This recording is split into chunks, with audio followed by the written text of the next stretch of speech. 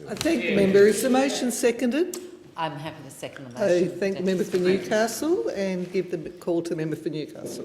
Thank you, and I am delighted to be able to contribute to this motion this morning on the desperate need to address the global menace of tuberculosis.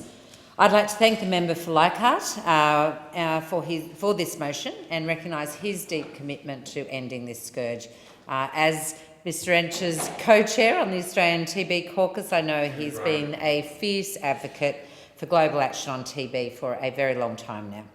The Australian TB Caucus is part of a network of global TB caucuses now comprising of more than 2,300 members of parliament from 150 nations across the globe.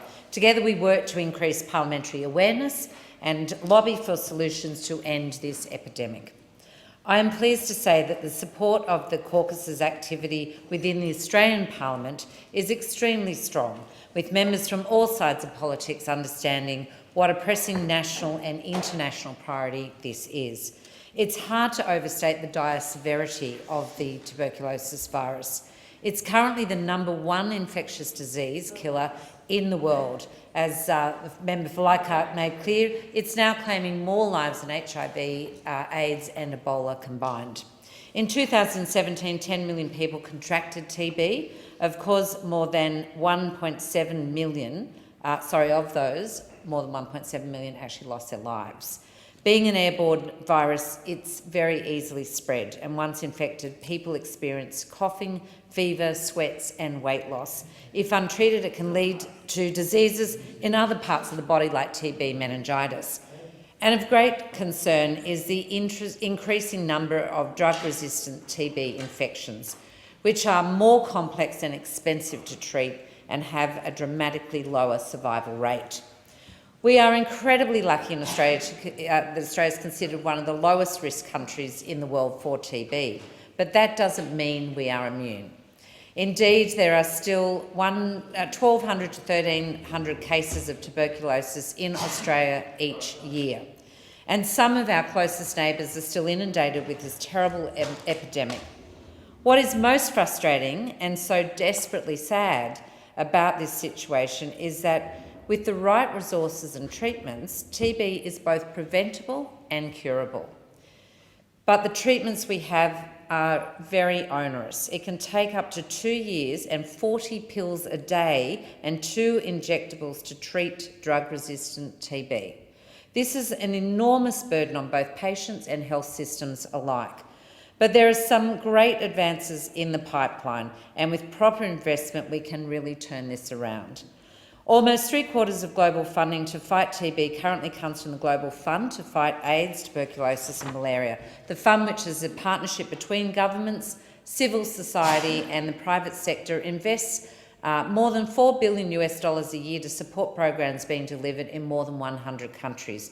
Currently, it's estimated that the fund has helped save 27 million lives. Around 10 million of those lives have been in our own Indo-Pacific region. So there's no question about the efficacy of this program, but the fund can't do its work without appropriate funding.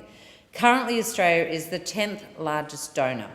Next month will be the 6th replenishment, and it's seeking to raise at least $14 billion in order to save 16 million lives, avert 234 million infections and bring us one step closer to ending these diseases for good.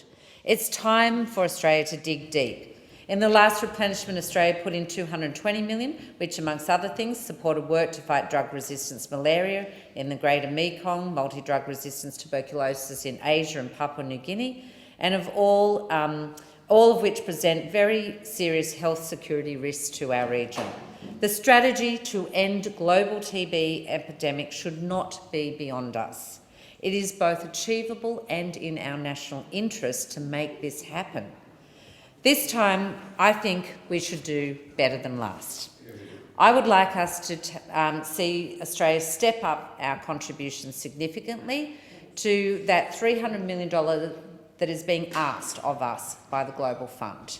And I know that there are always competing interests for access to our shrinking government pie, but this is an important issue.